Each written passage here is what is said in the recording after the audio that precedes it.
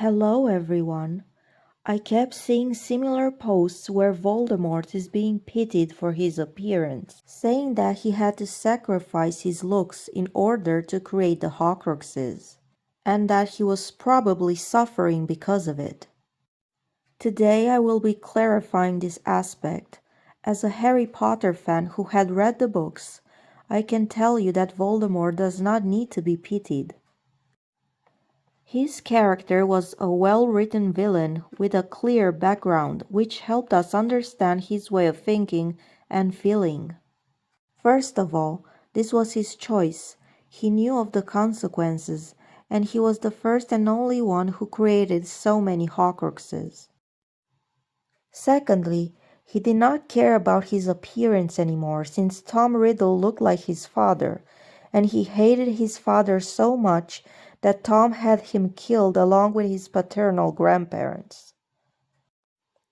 The rage he had against his father was so big that not only did he hate Muggles because his father was one, so he dedicated his life torturing and killing Muggles, but also Tom wanted to alter his appearance to not look like his father anymore. He resembled his father so much that he needed to split his soul 7 times to create the Horcruxes, in order to not look human anymore. The first change to his appearance which was stated in the book was the change of his eye color and pupil form, meaning that he was just as handsome but having snake eyes in red color. Tom Riddle Sr. died with a shocked expression on his face from seeing his son for the first time. Being the spitting image of him, Tom Riddle Sr. most likely found the corpses of his parents, or Tom killed them in front of him. Tom hated his father so much that he wanted him to suffer and most likely wanted to kill him last. It is also possible that Tom did get to talk to his father before killing him, knowing how much he likes to talk. Tom never felt love for anyone, not even for himself, being born through a love potion. As a result, he altered his own body on purpose. No plastic surgery would have done a better job. Tom only cared about his appearance in his youth in order to seduce people to obtain what he wanted and get more followers, like Bellatrix. His eyes turned red afterwards. As someone who was born through a love potion, he felt no love for his family, killing most of it. He didn't love Nagini, but it was a part of him being one of the Horcruxes, and he was getting the job done. Having Nagini was a need and not a form of attachment.